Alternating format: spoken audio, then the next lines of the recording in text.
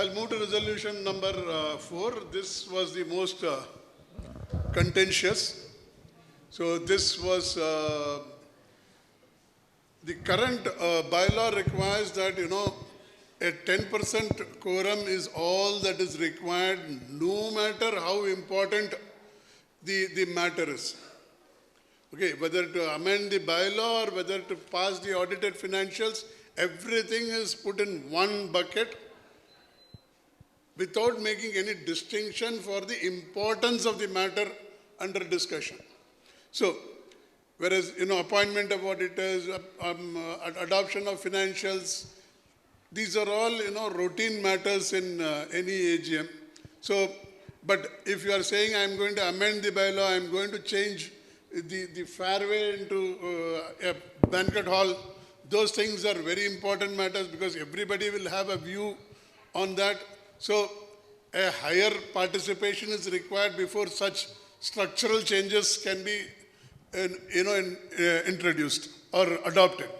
So right now, for example, if I not giving any offense to anybody, the Adda construction happened with just 50, 60 people voting in favor. Huh? No. Nobody voted? Okay. So RWH was also, done with about 90 people voting in favor, but that was the rule and what they did was legitimate. So there is no challenge as far as the legitimacy is concerned, but whether it is desirable to approve such spends, desirable to do such things with such a low base of member approval and participation, that is a question. Okay, but that said, even today you see there are hardly 120 people, even after 14, I think 4 or 5 more have walked in. 147 is it? Oh, sorry. Okay. Okay, so 40 online. So even today, only 180 people with all the controversy, in WhatsApp, in Apna complex, bombarding of mails. 180 people are there, sir, to listen what you are wanting to say. That's it, out of 1131. So, the point I am driving is, there is a careful balance between the level of interest and the extent of desired participation. So, for ordinary matters, other than specified, ordinary matters or other than specified matters, are called ordinary matters, the quorum has been increased from 10% to 15%. So, this is a small step to increase participation. It is not a dramatic, one step for man, giant leap for mankind kind of a thing. It is not a quantum jump. So it is a small recalibration of the 10% to 15% has been made. Going forward with increase in participation levels, maybe we will raise this 15% to 20%, but today it may not be a very desirable step to raise this quorum level.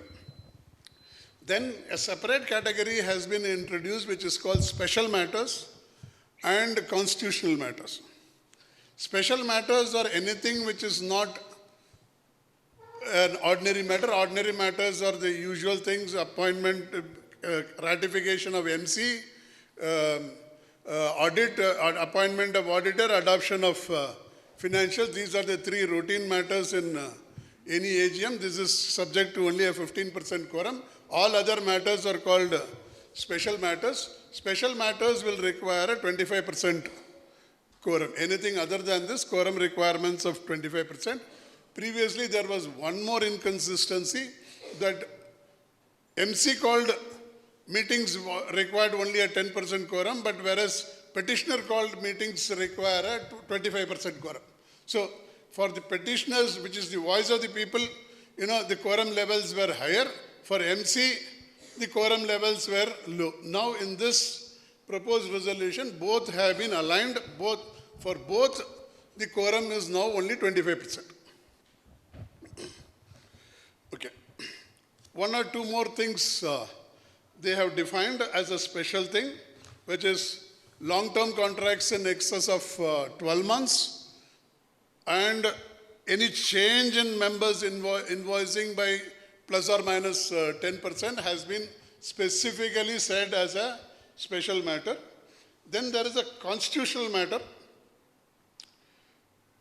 Any structural change of common area space, utilization of common area space, construction of common area space as with the base as April 2022 will require, which is called a structural modification. For example, I want to convert this banquet hall into, let us say, a table tennis area. That MC will not be able to do without a 25% quorum. Second, of course, is the other contentious thing, which is the amendment to bylaw.